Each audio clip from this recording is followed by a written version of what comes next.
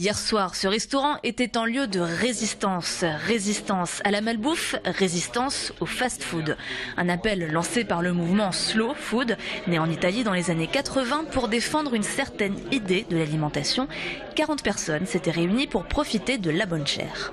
C'est un moment pour la territorialité, pour les bons produits, pour la recherche des traditions populaires qui sont en voie de disparition. On fait toujours des activités pour trouver des produits qui, je dirais, des niches, mais qui sont des niches parce que la grande distribution, parce que les gens n'ont pas l'habitude de les connaître, on cherche de les réapprendre aux gens, de faire une véritable activité de développement économique du territoire à partir du bas, donc à partir des petits producteurs, des petits éleveurs. Et la bonne chère hier soir ressemblait à ça.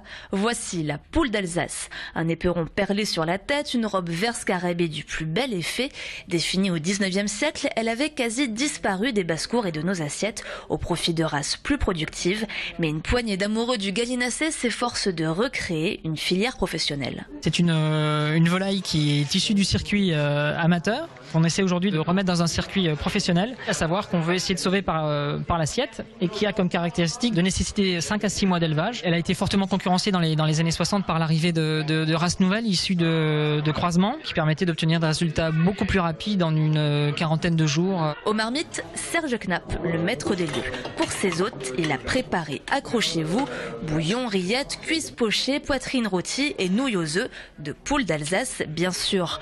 Une déclinaison de A à Z de la bête, car pour sauver cette poulette, il faut la déguster. C'est une viande qui a de la texture, qui a du goût, comme tout animal qui est élevé en extérieur, qui est bien nourri, qui vit sa vie.